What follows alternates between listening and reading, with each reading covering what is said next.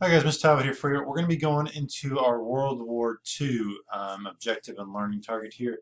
And World War II is, kind of like the ultimate human struggle, both on a civilian level and on, a soldier level.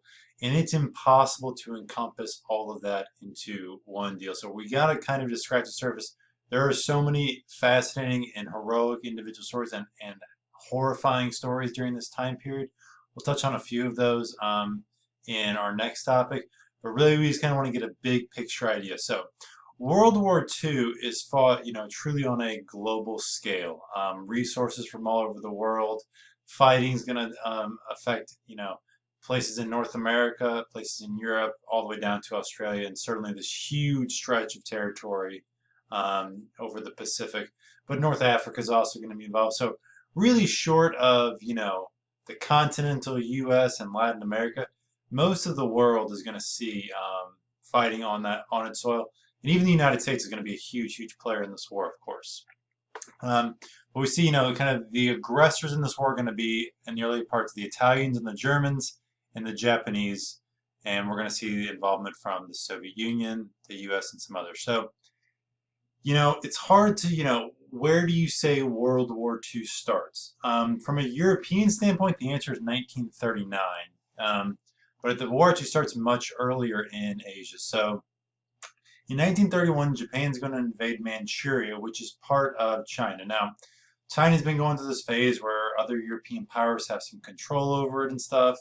And the Japanese are going to argue that they're fighting to, liberate Asia so that an Asian power can rule over it. We're going to see in the next topic really a lot of horrifying stuff that happens to the Chinese civilians when Japan invades. It's going to be similar as what's going to happen in Korea and the Philippines and things like that over this time period. But we see this definite military aggression from the Japanese. We're going to see military aggression from the Italians when they're going to invade part of Africa and Ethiopia. So really, we think of the time period between World War I and World War II, so like 1918 to 1939, it's not all peace. There's a civil war that's going on in China starting in the 1920s. We had the civil war going on in the Soviet Union, and now we've got this Japanese invasion. So fighting has really only ever kind of slowed down and became more regional, but definitely still conflict going on at this time. As you're taking notes here, don't feel like you've got to get these dates or anything down. I've tried to kind of in the different colors emphasize some key takeaways of this. So we talked kind of in our earlier topic, that idea of appeasement. The other European powers, whether it's the Soviet Union, whether it's the French, whether it's the British, they are trying to appease these new fascist and totalitarian rulers. Particularly, they're going to be appeasing Hitler and Nazi Germany. The reason they do that is, they're desperate to avoid a war. And, again, the problem here is, war is kind of already breaking out. To the Ethiopians, war had already broken out by 1935. So the Chinese war has definitely already broken out. And so you see these Germans just continuously taking more and more land, whether that's, remilitarizing part of Germany, which is right next door to France. That's really scary. Whether that is going to be taking over parts of Austria and Czechoslovakia, really, again, that appeasement. And so where this all kind of ties in, we talked about this is a time period where the world is crying out for American leadership and it wasn't there. The reason it's not there is after World War I, this thing called the League of Nations had been created, which was like, hey, let's try and talk out our problems rather than fight wars again so we can avoid another war. If you're the generation of World War I leaders, that makes a lot of sense. The United States, though, doesn't join the League of Nations. Even though it's kind of President Wilson's idea, Congress doesn't go along with it. So the League of Nations really is kind of toothless and didn't do anything when Japan invaded Manchuria, invaded that part of China. So if you're Hitler, if you're Mussolini, you're saying, well, they didn't stop the Japanese, they're not going to stop us either. And they're right about that, unfortunately. And so we're going to see this kind of escalate. So in 1939, the time of appeasement is going to end, and we're going to see full-on war kind of breaks out by 1940. The problem is the German military is just on a different level than the British and the French military at this time. And the Russians, the Soviet Union, actually signed a pact that said, they're not going to fight a war against each other. So Germany is able to focus all of its attack on its, going into North Africa, going against the French. Again, not stuff you have to memorize. Just know the Germans are really successful early on. The Japanese are really, really successful early on. And the Japanese are going to be so kind of launch these surprise attacks on the British and the Americans with Pearl Harbor and the Philippines and Malaysia, blah, blah, blah.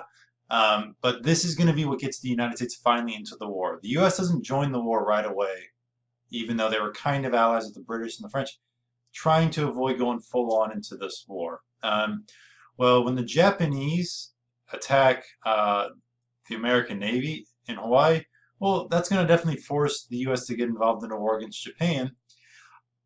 Oddly, Hitler and Mussolini, because they're allies with the Japanese, are going to also declare war on the U.S. The U.S. initially, when Franklin Roosevelt makes his famous Day of Infamy speech, he's only asking for a declaration of war against Japan. But when the Germans and the Italians declare war on the U.S., well, then the U.S. is going to respond in kind and declare war. So we're going to see now the U.S. is pulled into both of these. And the U.S., when this starts, really our military was not on level. Our army would have ranked number 25 in the world. So it's hard when we think of the U.S. military today as the great superpower that it is. When World War II begins, the U.S. is not ready for a war. And certainly after the U.S. Navy's, really hit hard at Pearl Harbor, it's not ready for a war with Japan that by that point had been fighting a war for 10 years. So let's kind of move on now. Axis, very, very successful early on. Pearl Harbor caught the U.S. off guard. Japan's going to really expand over the Pacific. The Nazis have, taken over all of France, huge chunk of North Africa, and they've kind of got Britain to the brink of surrender, just about. And then now that the U.S. is going to get involved, that's going to kind of help the British.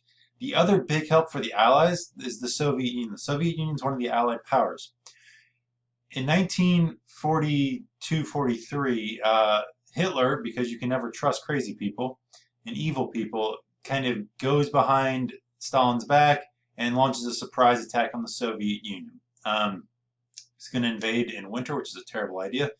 But there is going to be a famous battle called the Battle of Stalingrad. You don't need to memorize this, but I just want to give you a scale of the sacrifice of the Soviet Union.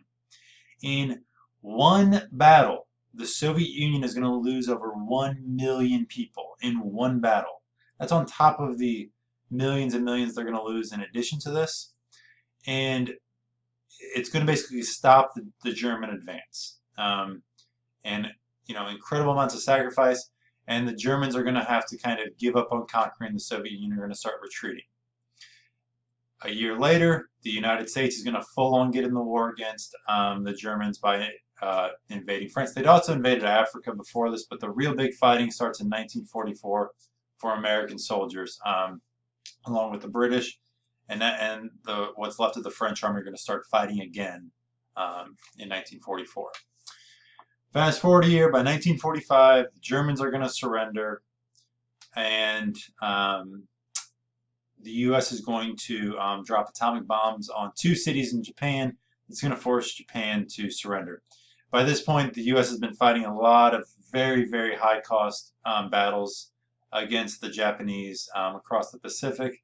And as weird as it is to sound, these atomic bombs that are dropped, immense casualties with them, but are actually not the deadliest bombings in the war, and certainly not going to be the deadliest part of the Pacific theater. And there's a big argument that, when President Truman drops the bombs on Japan, he actually did it in order to not only end the war, but also to save lives, not just of American lives, but also of Japanese lives. There had been kind of a more conventional bombing campaign or more conventional, invasion, the casualties on the U.S. side certainly are, but also the Japanese side would have been much, much higher in all likelihood. And so I kind of close at this. We think of, again, World War II is this colossally significant moment in world history, the ultimate human struggle. The Allied powers that literally invented the power to destroy the planet to win this war. That's the scale of fighting. That's the existential threat this war was. It ends in 1945 with Imperial Japan certainly being a loser of the war. Here they're signing the unconditional surrender on the USS Missouri. Nazi Germany is defeated, and Germany's going to be divided up, we'll see in our next unit. And the Italians are kind of losers because they flip sides, but Mussolini's a definite loser. The winners are the Allied powers. That's going to be the US, Soviet Union, France, and Great Britain, and kind of sort of China. Remember, China goes through a civil war during all of this, so they're kind of split personality. What's unique about World War II, as incredible as the victory was, it's very short-lived in the sense that these allies are going to rapidly become rivals, particularly the US and the Soviet Union, but also communist China and the United States are going to be in a conflict within 5 years of this great victory. So we'll kind of pick that up in our next unit, but we'll certainly see the devastation of this war as we hit the next topic here in Unit 5.